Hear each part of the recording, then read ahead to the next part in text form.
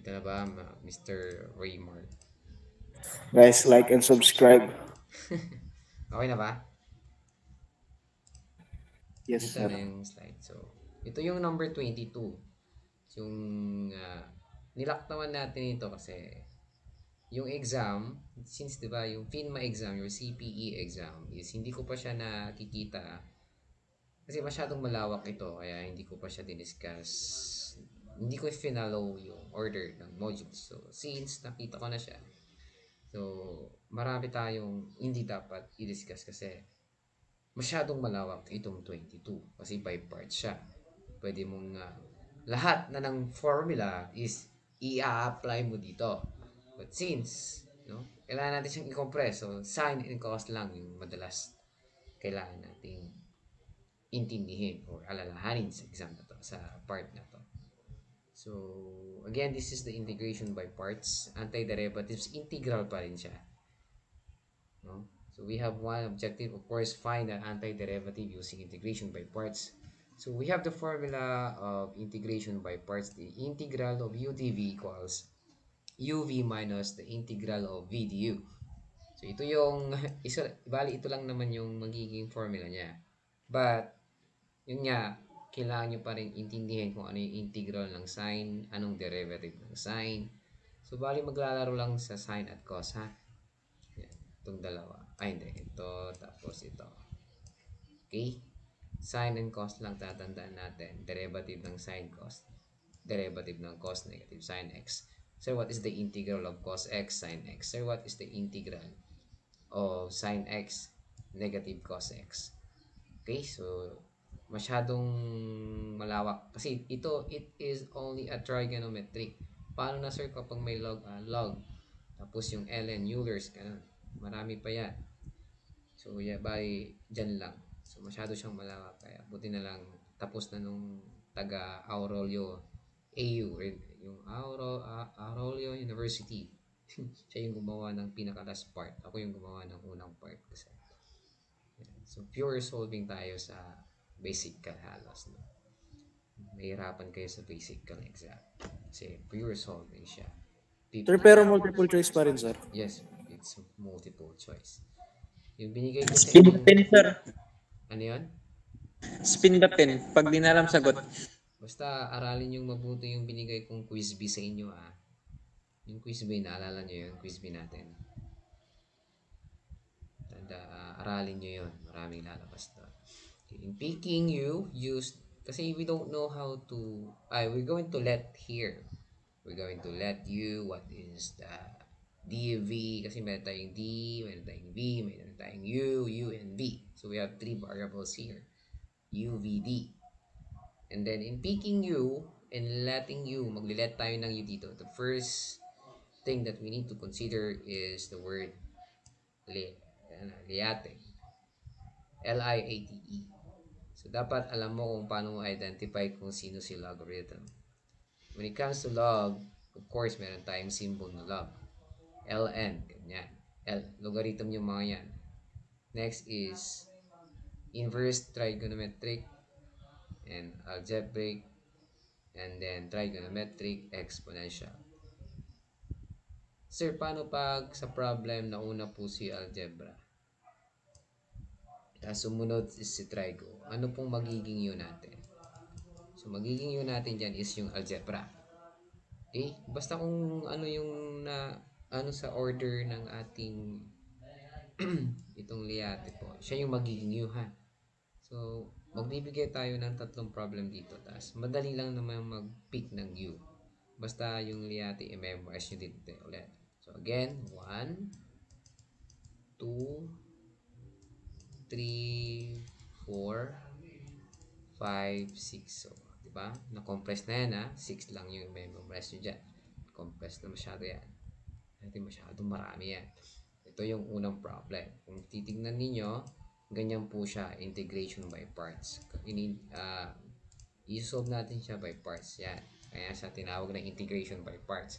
Yung x, it's a one term. Sin x is also another term.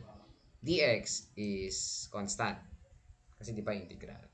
plus c na yan. Parang gano'n. Integral yan. Arbitrary natin is c. X is one term, sin x is the second term. Sure. Ngayon, yung liate na tinatawag natin, i-identify natin kung ano yung x. Yung x is a. Yung sin x is t. So, what is a again? Algebra. Di ba yung x is algebra? And then, yung sin is, alam naman natin na trigo siya. Anong nauna? It is algebra or trigo? Siyempre, nauna po sir is si u, which is algebra. I mean, nauna si algebra based from the given equation. Number 1. Ibig sabihin po, ililet natin si u is equivalent to x. Yan po yung paglet ng u is equal to x. Pangalawa naman, kukunin mo yung derivative ng u. So, what is the derivative of u? So, the answer 1. is 1. So, you just simply write dx kapag may sagot tayong 1, ha? I repeat, dx is constant when it comes to integration by parts. What is the derivative of x? Palagi pong may dx. Okay, so derivative of u is equal to dx. You don't need to write 1. So, what is the derivative of b?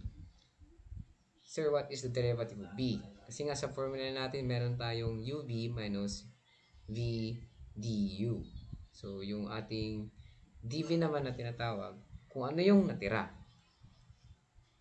Kung ano yung natira, after mo mag-let ng u, yun na yung tinatawag nating dv. So, sin x dx. Again, so since alam mo na yung u, which is x, kung ano yung natira, siya yung magiging dv. Okay?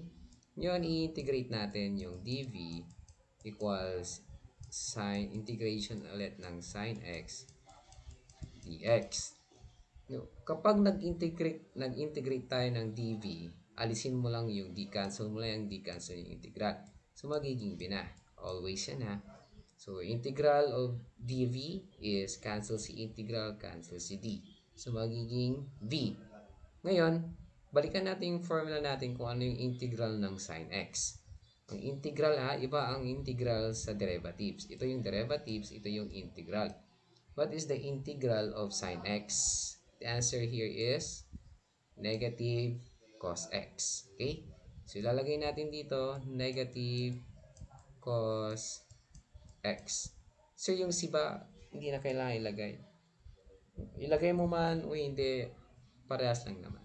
So, wag mo na ilagay mo lang negative cos x. The integral of sin x, the integral of sin x dx is negative cos x. Yun po yung magsisilbing v natin. Okay? So, kompleto na yung ating problem ay yung given. So, going back to the formula, ito yung magiging formula natin.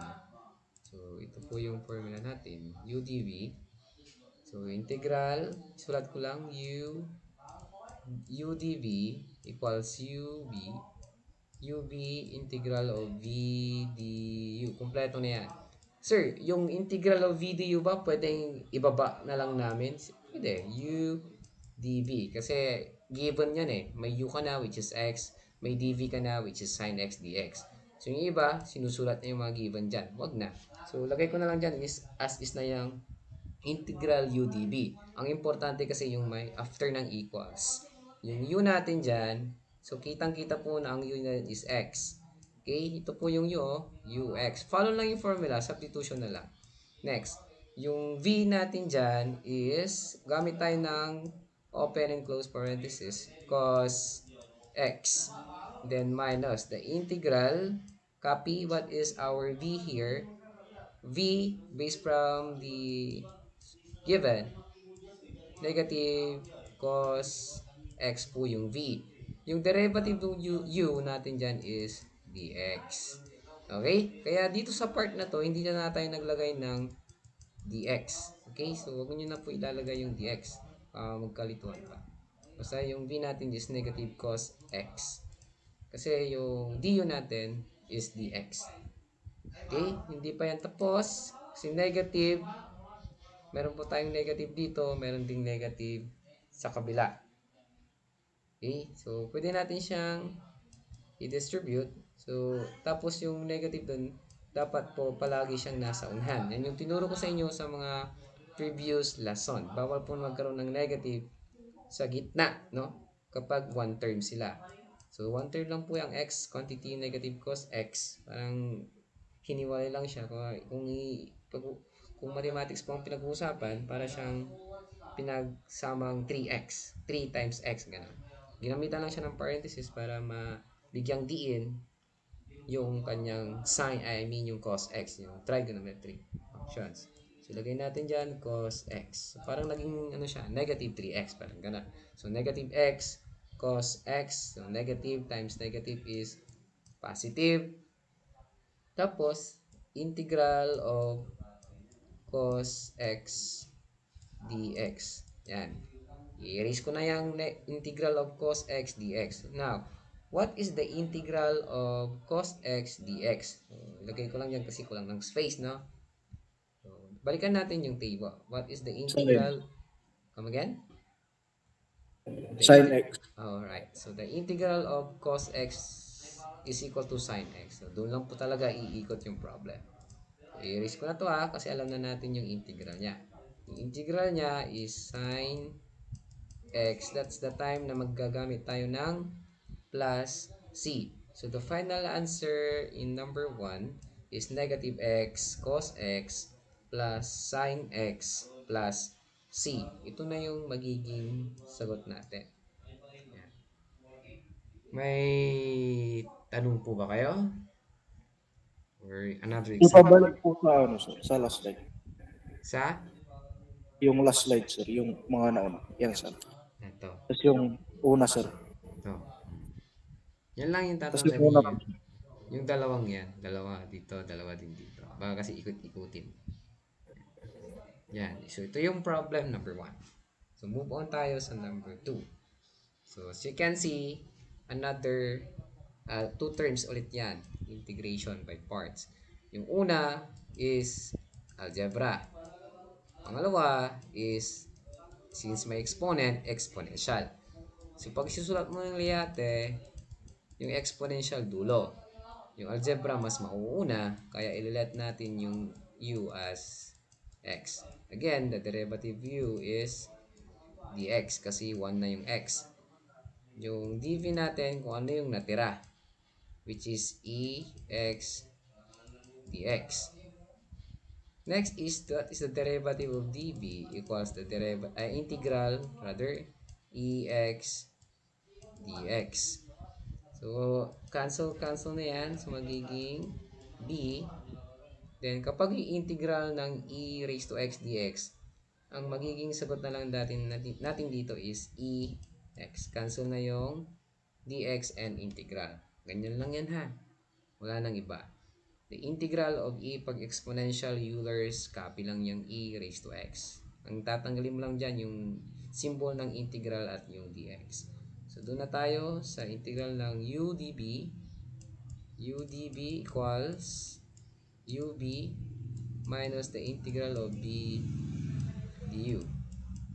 Again, yung ating u is equivalent to x. Yung v natin is a raised to x. Ito yung v, Kinapi ko lang. Minus the integral of v du. Yung v natin dyan is ex. And of course, yung derivative of u natin dyan is dx. So, lagay ko dito yung kanyang kadugtong. Yung kadugtong niya po is copy yung x, ex minus, again, we have another integral of ex dx. Remove dx and integral. So, magiging x e raised to x minus e raised to x plus c. Ganyan lang po yung final answer sa number 2 problem. Questions po? Naiintindihan ba? Hello? Tito, naiintindihan ba? Mel, nandito sila. Tito at Mel. Raymart. Alexandria. Naiintindihan ba? Hello? Opo. Okay na? Magtanong lang kayo pag medyo naguguluhan kayo. Pero as you can see, paulit-ulit lang yung process na ginagawa natin dyan. U, tapos DB. Yan. So, kahit hindi na itong i-watch, balikan nyo na lang ulit pag exam na. Again, x cos dx. Again, yung x natin, algebra.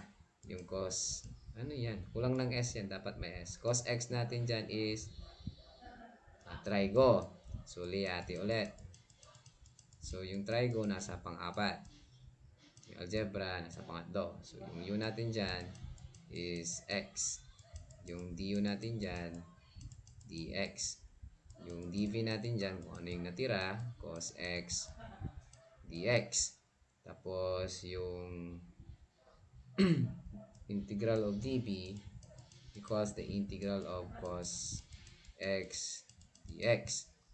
Cancel, cancel. That is, ba't kinancel ko yung ano, baliktad.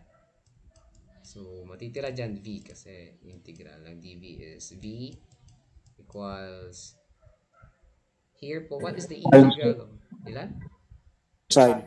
Sine, very good. So, sine lang po yan, or sine x lang po ilagay nyo dyan. Ngayon punta tayo sa formula. udv equals uv minus the integral of v du. Yung formula natin. Yung u natin dyan is x. Tapos meron tayong v na sine x. Tapos minus the integral of v ulit, which is sine x. Tapos meron tayong du na dx. So equals x sine x minus, what is the integral of sine x? Negative cosine. Negative cos, di ba? Ano lang siya, pinaiikot-ikot niya lang, kaya wag kayong malito. So since last na yan, pwede natin lang ilagay plus c. So as you can see po, meron tayong negative. So magiging positive for the final answer. Yes po, may tanong po ba? Sir, so ibig sabihin, sir, dalawang beses namin i-integrate yung dv, sir. Ito? Yung dv, sir, sa taas, yung cos x dx. Cos x dx. Wait lang, i-ano ko lang tong final answer. Plus cos x plus c. Yan. Yan. So, ang dating niya sa inyo is dalawa kasi, di ba? Yung sa dv cos x dx, kung ano yung natira, yun yung dv ninyo. Ngayon, since we're looking for the value of v, we're going to get the integral both sides. Para kang nag-i-eliminate. So, you're going to eliminate the d in order for you to get the value of v. But since we're talking about integral here, we're going to use integral. So, what is the integral of dv? So, cancel na yung d. Matitira si v, palaging ganon. Tapos, what is the integral of cos x? That's the time na application na yan ng mga formula. So, what is the integral of cos? So, ang ibigay niya sa inyo is sin x. Ngayon, ito yung magiging formula na natin. Yung pinaka-final answer natin. Kasi ito yung integration by parts na formula. Ngayon, yung sin x, kapag nilagay mo na dito, iikot ulit. Kukunin mo ulit yung integral niya. Kaya naging negative cos x. Okay, kaya parang dalawang beses yung dating niya na in-integrate ko. Sir, pero na-integrate ko na dito eh. Tapos, na-integrate ko dito, sir. Yes, tama yung ginagawa mo. Kasi yung formula, may integration ulit doon, no? Na kailangan mo i-integrate ulit daw yung nakuha mong VDU. Okay? Kaya, parang dalawa yung dating niya. Okay ba, Raymart, na explain ko ba ng maayos? Okay, sir. Okay? So, ganyan lang. Yung tatlong yan, yan lang iikot yung exam ninyo. So, if you have questions, problems, mag-chat lang kayo, no? Sir, pabalik, sir. Pabalik. Your last na yun? Yes, yun lang yun. Okay. Pero mahirap pa rin. Merap ba? Pag di-memorize. May Sir. talaga pag di-memorize. Yes. Yung sa may integral of dv, sir, kailangan kailangan po ba laging i-cancel yung Yes. DX doon sa right? Yes, yes, yes. So kapag V na sir, matatanggal na yung DX. Yes, tanggalin nyo na agad. Tanggalin nyo na.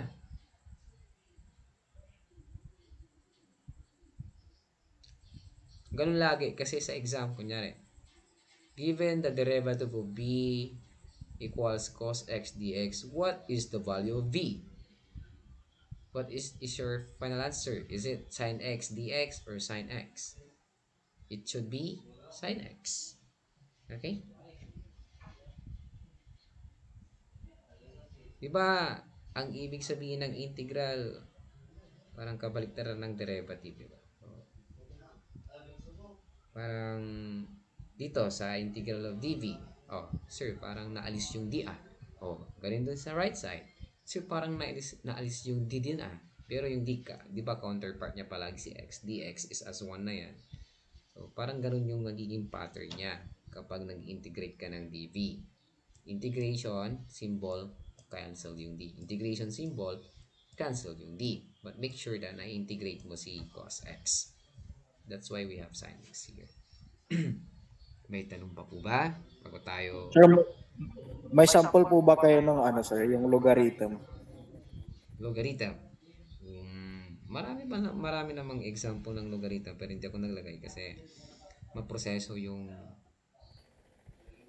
maproseso yung dito yung solution. Basta kunyari babalikan mo yung logarithm kasi, Raymer, hindi natin siya na-discuss nung about day number 16. Yeah. It na-discuss natin is yung exponential. O kapag sinama natin yung logarithm, sir, parang hindi natin na-discuss ito. Kasi hindi nga sinama sa exam. So, finalo lang natin yung coverage ng exam. So, kapag nilagay na natin yung logarithm, dapat na-discuss na natin yun nung una pa. So, kaya hindi ko siya nalagay dito. Sir, dito yung lalabas lang, A, T, tapos E. Yes. Yung exponential, cos, and sin. Doon lang kayo mag-focus. Kaya ganyan lang yung atake niya. Madali lang yan. Tatanungin kayo, kunyari, nakuha mo yung, kunyari, may binigay na ganyan. What is the u? Is it sin x? Is it x? Is it dx? The answer, sir, is x. Mga ganun lang na tanungan. Diba? Simple lang. Ay, so hindi na kami bababa sir hanggang doon sa dulo.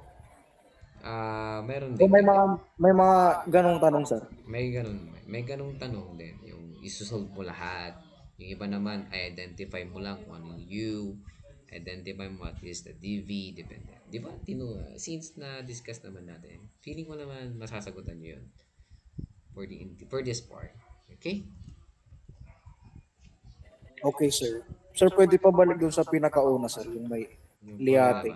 Liate ba? Ito. Memorize nyo na yung formula. Sir. Yes. Sir, possible po ba na tatlo yung parts or dalawa lang? Ano? Possible po ba na tatlo yung parts or dalawa lang palagi? Dalawa lang. Hindi, possible naman dalawa lang. Pero may mga problem na tatlo yung binibigay. Pero masyado nang mahaba yun. Masyado nang mahaba. And then, maproseso na yung mga tatlo. Maproseso na siya. Huwag na kayong mag-isip kung ano yung komplikado. Huwag na kayong isip ng komplikado. Basta sa math, huwag yung gawing komplikado. Yan. Ganyan lang siya kasimple. Dalawa lang talaga. Dalawa lang siya inaatake. Pero, pag tatlo na yung binigay, ay nako, mag-let z kayo. Let z is equal to, maproseso. Masyadong mahaba. So, just focus kung ano yung main objectives ng lesson. So, ganyan lang talaga. Sir, sigurado sir, walang binigay sa exam kaya hindi kayo nagpa-example, no? Ng mga ganon. Pinili ko lang talaga yung mga example. Kapag nagtuturo ako sa inyo, hindi ko na kunyari, sa exam, okay, simple lang yung binigay. So, hindi na tayo magbigay ng mga komplikado. It's a problem. Kasi, dagdag, maka-apekto yon sa mga simpleng problem, di ba? Tsaka, ano naman, pagdating yung sa college naman, ang pinaka-basic talaga importante. Kung alam nyo lang yung basic, kung mag-engineering kayo, ganyan, maano nyo to, maabot nyo pa to. Itong mga integral na to. Saka it's more on memorization talaga to. Memorization ng mga formula. Yung process, madali lang eh. Pero yung formula, pag may nakalimutan ka, sayang. Diba? Kasi may formula talaga itong mga to. Lalo na yung mga, kunyari, hindi ko alam ang derivative ng cos x. Ang nilagay ko, sine. O mali ka na agad kasi may negative eh. So, memorization talaga ng formula. Yung process, madali eh. Yung proseso, madali. Yung formula lang talaga. Sa formula nagkakatalutan. Yes, may tanong pa ba? Sir, last na sir. Yung ibang mga trigonometric sir, hindi na namin may memorize sir. Walang nilabas sir. Walang na yan. Yan ang mag-focus lang kayo sa sine, cos. Huwag na to. Masyado. Huwag na yan. Sir, may tanong ako. Pwede yung yung sa core 6, sir. May tanong lang ako doon, sir, saglit. Sige, go, go, go. Yung sa video lesson nyo kasi, sir. Sir, ba't nyo nireject yung hatas accept ho? Saan part yan? Baliktad ba? Nagkakagulo na guys kami dito, sir. Hindi, Ang alam bigay nyo namin, sa sir. akin yung ano niya, yung critical value ng F. Bigay mo sa akin, go. Ano, sir? 3.5. 3.5. Bigay mo sa akin yung value ng F. Negative 27.42. Negative. Yes. Negative? 0.42. 0.42. Negative, okay. Since symmetrical yan, 27 yan eh. Tapos, meron tayong 3.5. So, sa ano ko ba yan? Sa sinong lesson to? Kaninong lesson yan? Yan. Andy, sir, yung pinapasagutan sa amin yan. Ay, negative kasi yung sagot nyo dito eh. So, dito tayo. Masyado namang mataas yung 27. Siyempre, pag ganyan, ang sagot lang dyan, ganito. So, nandito yung 1, 2, 3. Yung 27, sabihin mo na nandito. So, ibig sabihin yung since negative yan, going to the left. Tapos, tong 3.5, sabihin na since symmetrical yan, pwede natin siyang ilagay dito sa left side. So, kapag left side yan, 3, 1, 1, 2, 3. So, nandito siya. So, this is the rejection area. So, ibig sabihin po, pag ganyan, i-reject natin si HO, accept si HA. Sir, pero may tanong ako. Ba't yung sa video lesson nyo, sir, accept ha, hindi, reject ha, accept ho yung sa video lesson nyo? Anong given ko doon? Yung FB is 0.54 tapos yung Ilan? Yung 0.54. critical value muna, ilan? Huwag mong sundan yung sundan mo to ngayon. Ano yung critical value? 5.5 bata yun? 5.5. Ano yung nakuha ko yung F value niya? 0.54. 0.54. Gagawa tayo ng graph. So, positive yan. 1, 2, 3, 4, 5, 6. So, nandito siya. So, ito yung rejection area. So, nandito yung 0.54. This is our F value. So, i-reject mo si HA. Accept HO. Ganyan lang kasimple yan. Pag hindi dumaan sa mismong rejection area, yung F value natin, i-reject mo si HO. Kapag yung ating F value is nandoon sa critical value, siyempre, i-reject mo si HO. Nagigets mo ba yung pattern? Yes, sir. Yes, sir. Thank you, sir. Ganyan yan. Huwag kayong malito. Ganyan lang yan. Nagdo-drawing ako para mas ma-visualize ninyo. Kasi may pattern naman yan eh. Okay, mataas yung critical value. So, ibig sabihin, hindi niya masasagasaan but yung F value ko. So, therefore, i-reject ko agad si HA. Mas mataas yung ano ko yung value ng F ko kaysa sa critical value.